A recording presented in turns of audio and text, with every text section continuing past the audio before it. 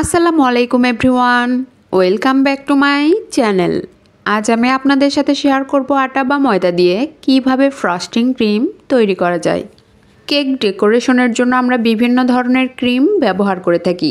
আজকে তৈরি করে দেখাবো ঘরে থাকা সাধারণ কিছু উপকরণে আর একদম সহজভাবে এই ক্রিম। আটা ময়দার এই ফ্রস্টিং ক্রিম দীর্ঘ সময় পর্যন্ত ভালো থাকবে আর খেতেও হবে অনেক বেশি মজার। তাহলে আর কথা না বাড়িয়ে চলে যাচ্ছি রেসিপিতে। ফ্রস্টিং ক্রিম তৈরির জন্য প্রথমেই মিক্সিং বলে নিচ্ছি মেজারমেন্ট কাপের হাফ কাপ পরিমাণ ফুল ক্রিম তরল দুধ। এবার এর সাথে অ্যাড করছি হাফ কাপ পরিমাণ চিনি। আপনারা আপনাদের স্বাদ অনুযায়ী চিনির পরিমাণ কমিয়ে বা বাড়িয়ে নিতে পারেন। এখন একটা হ্যান্ড উইক্সের সাহায্যে দুধ আর চিনি খুব ভালোভাবে মিশিয়ে নিচ্ছি।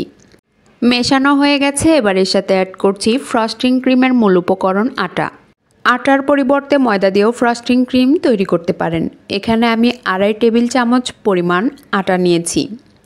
ফ্রস্টিং ক্রিম তৈরি করার ক্ষেত্রে অবশ্যই চেষ্টা করবেন মেজারমেন্ট ফলো করে ক্রিম তৈরি করতে, এতে করে ক্রিম অবশ্যই পারফেক্ট হবে ইনশাল্লাহ। আটা অ্যাড করার পর সবগুলো খুব ভালোভাবে মিশিয়ে নিচ্ছি। মেশানো হয়ে গেছে। এবার একটা ছাঁকনি দিয়ে ছেঁকে প্যানে ঢেলে নিচ্ছি। সব কিছু ভালোভাবে মেশানোর পরেও দেখুন কিছুটা লাম্পস রয়ে গেছে। এবার এগুলো আলাদা করে ফেলে দিচ্ছি। প্যান চুলায় বসিয়ে দিয়েছি। এই পর্যায়ে চুলার হিট থাকবে মিডিয়াম টু লোতে। অনবরত নেড়েচেড়ে রান্না করে নিচ্ছি। অনবরত নেড়েচেড়ে রান্না করার পর যখন এই মিশ্রণ ঠিক এরকম টেক্সচারে আসবে, ঠিক সেই পর্যায়ে নামিয়ে অন্য একটা মিক্সিং বলে ট্রান্সফার করে নিচ্ছি। আর এই কাজটি অবশ্যই গরম থাকা অবস্থাতেই করতে হবে। সম্পূর্ণ মিশ্রণ ঢেলে নেওয়া হয়ে গেছে। এখন একটা র্যাপিং পেপার অথবা প্লাস্টিক দিয়ে উপরে এইভাবে মুড়িয়ে নিচ্ছি। এতে করে এই মিশ্রণের উপরে কোনো রকম সর পড়বে না। আর এইভাবেই রেখে দিচ্ছি প্রায় 30 থেকে 40 মিনিট ঠান্ডা হওয়ার জন্য। 30 থেকে 40 মিনিট পর একেবারেই ঠান্ডা হয়ে গেছে। এখন এই র্যাপিং পেপার বা প্লাস্টিক উপর থেকে সরিয়ে নিচ্ছি। দেখুন কতটা মসৃণ রয়েছে।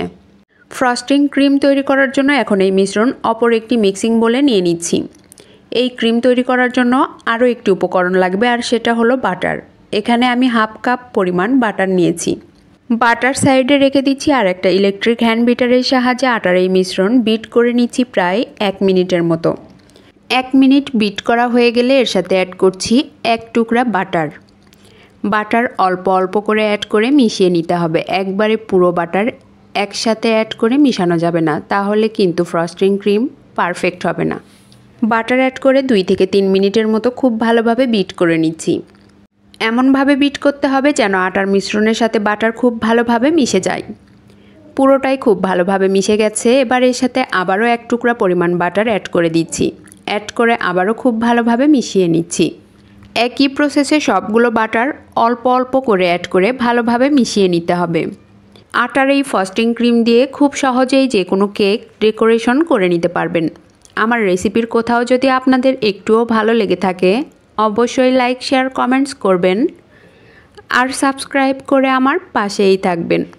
এই পর্যায়ে ক্রিমে যদি কোনো রকম ফ্লেভার অ্যাড করতে চান তাহলে যে কোনো এসেন্স অ্যাড করতে পারেন। আর যদি সুন্দর কালার করতে চান আপনারা আপনাদের পছন্দ অনুযায়ী কালারও অ্যাড করতে পারেন। সব কিছু ভালোভাবে মেশানোর পর দেখে নিশ্চয়ই বুঝতে পাচ্ছেন ক্রিম কতটা পারফেক্ট হয়েছে। আপনারা বাসায় অবশ্যই একবারের জন্য হলেও ট্রাই করবেন। এবার একটা পাইপিং ব্যাগে ফ্রস্টিং ক্রিম ভরে নিচ্ছি। এরপর ডেকোরেশন করে দেখিয়ে দিচ্ছি কতটা পারফেক্ট হয়েছে। এই ক্রিম তৈরি করা যেমন সহজ, খেতেও হয় অনেক বেশি মজার। একবার তৈরি না করলে বিশ্বাসই করতে পারবেন না। এর জন্য অবশ্যই আপনাদের বাসায় একবারের জন্য হলেও ট্রাই করতে হবে। এবার আমি ডেকোরেশন করে দেখিয়ে দিচ্ছি কতটা পারফেক্ট হয়েছে। আশা করি আমার রেসিপি আপনাদের সকলেরই অনেক ভালো লেগেছে। এতক্ষণ আমার সাথে থাকার জন্য সবাইকে অনেক অনেক ধন্যবাদ। আসসালামু আলাইকুম। আল্লাহ হাফেজ।